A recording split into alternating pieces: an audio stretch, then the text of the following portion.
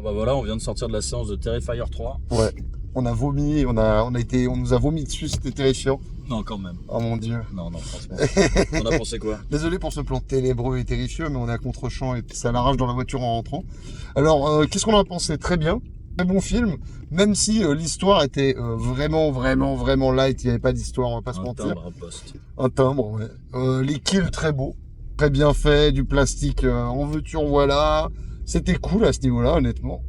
Vas-y, dis ton avis rapido, et puis après, j'embraye sur un autre. Bah, je trouve qu'il manque quand même une petite demi-heure et que voilà, il a réussi. Comme tu disais avant, il a le mérite d'être là et au moins j'espère qu'il y en aura plusieurs, quoi, parce que vraiment grâce à Art le Clown, ça carry. Voilà, justement, moi je voulais en venir à ça. Moi, ce que j'aime bien, c'est le fait que même s'il n'y a pas d'histoire, après réflexion, alors que c'est ce que je leur reprocherais le plus, pardon, il y a mon doigt devant, c'est ce que je leur reprocherais le plus, bah, c'est que finalement, si tu regardes les Halloween à l'époque, dans les années 80, les Jason, les Vendredi 13, les Freddy, tout ça, ça a toujours été ça. C'est-à-dire que c'est des films où l'histoire, elle est très light, et où ce qui compte, bah, c'est le tueur. Et là, pour le coup, Art the Clown, bah, il crève l'écran à nouveau. Et ça, on peut pas. Charisme de fou. On peut pas lui enlever. C'est Mr Bean, mais avec un maquillage. Il est très fort. Il est très expressif et très drôle. Et ouais, honnêtement, c'est lui qui sauve le film, mais en même temps, c'est normal. Et j'espère, comme je le disais juste avant, parce qu'on avait oublié de lancer cette caméra, j'espère presque que bah, au bout d'un moment, il va se dire, vas-y, je fais autre chose, Damien Leone, là, le réalisateur, et qui laissera le relais à d'autres. Parce que ça pourrait être intéressant d'avoir, comme à l'époque pour les Halloween, les Jason et tout ça, avoir une multitude de réels qui donnent leur petit point de vue, même si c'est pour se faire la main. Au moins, ça apporterait au cinéma de genre un petit truc, un petit machin comme à l'époque. Mais voilà, ça c'est en tout cas mon avis à chaud.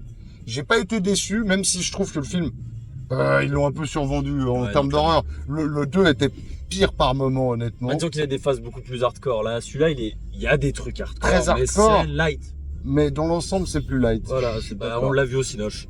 Alors que pas le 2. Ouais, il y avait une salle foule.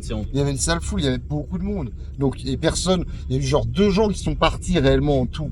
Donc ça va, il y a un petit vieux qui nous regardait, un méchant, à chaque fois qu'on riait, mais c'est pas grave. Mon Dieu, c'est donc ça, c'est pour faire rire les jeunes. Mais parce que tout le public riait, forcément, bah, en même temps, c'est pour se détendre, parce que c'est ultra violent, quoi. Ah, et puis c'est surtout les intentions derrière qui font marrer, c'est pas le kill en lui-même, c'est vraiment genre, la façon de faire comme une punchline à la fin d'un kill de Jason, quoi.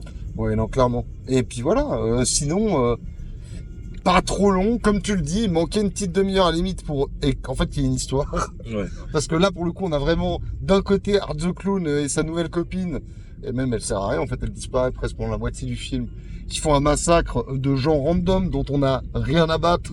Mais bon, c'est pas grave, ils sont là pour finir comme le poulet qu'on dépiote, vraiment.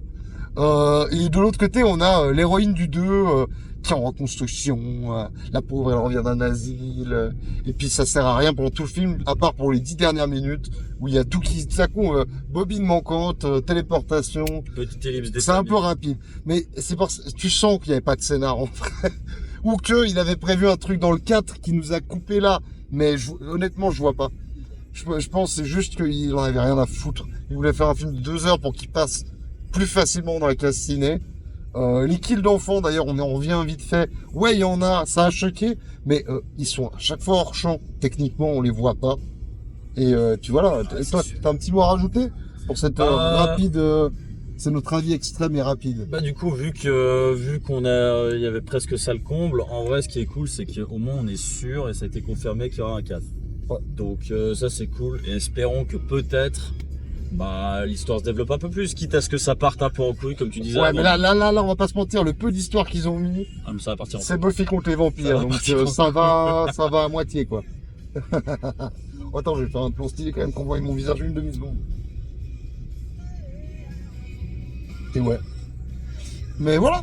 Merci à l'Amérique. Merci à l'Amérique. Allez voir le film quand même, c'est rigolo. Bah oui, surtout ça, au moins ça fait de la pub aux petits films indés qui maintenant commencent à avoir du budget. Et on est pour les films trash, surtout avec du plastique. Et super caméo de Tom Savini. Ouais, mec. On t'a vu, Tom, on t'a vu.